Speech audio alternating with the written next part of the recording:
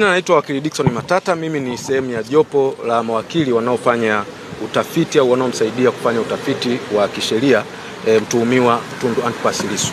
Sasa mimi nina kitu nataka kukieleza kwa umma.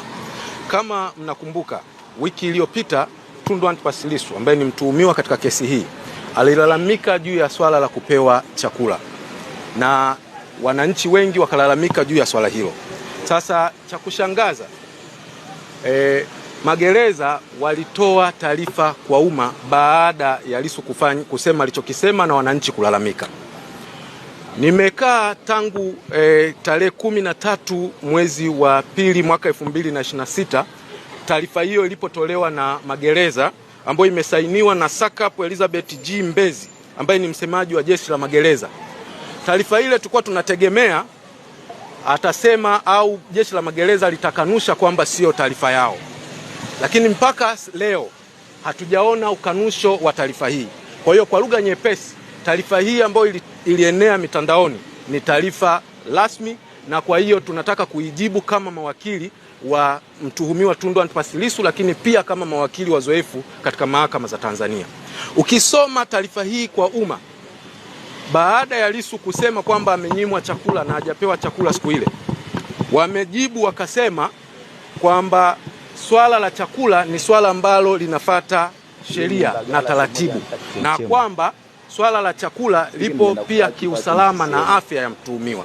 Kwa hiyo kwa barua hii wanamaanisha kutokumpa Lissu chakula anapokuwa hapa ni kwa sababu ya usalama, lakini pia kwa sababu ya kuhakikisha hapati matatizo yoyote ya kiafya.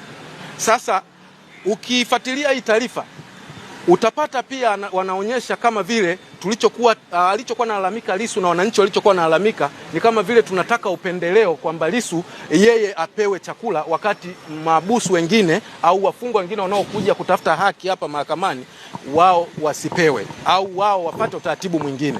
Hiyo ndio barua ukisoma inachosema. Sasa nataka kuijibu.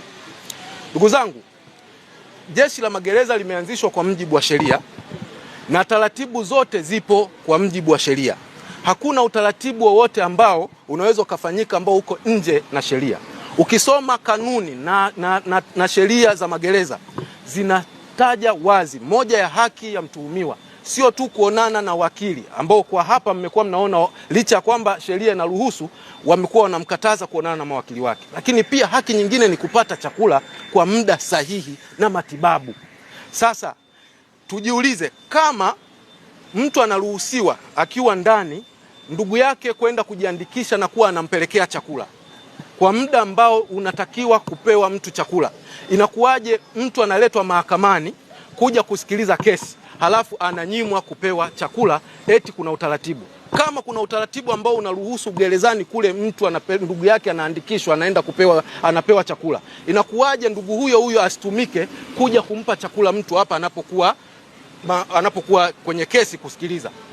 Tunaona kwa wazi kama mawakili kwamba hii inafanywa makusudi ili kumdhoofisha mtuhumiwa dhidi ya upande wa jamhuri, kwa sababu mtu anaposhinda bila kula ni ngumu sana kuweza kuwa na akili timamu na kuweza kujitetea vizuri dhidi ya mawakili ambao wao wanakunywa chai na mchana wanapata chakula.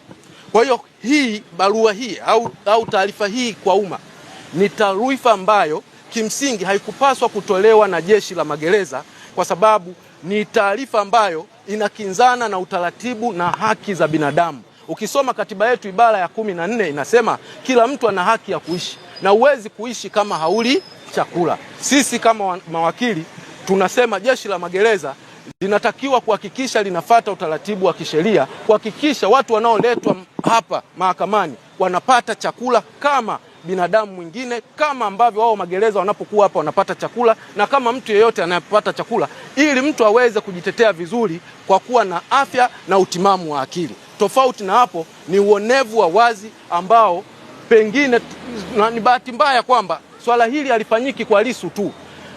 Mahabusu wengi wanaoletwa hawapati chakula mpaka wanaporudi gerezani. Kwa hiyo tunaomba wananchi wote mtusaidie kupiga kelele dhidi ya huu udhalimu. Asante.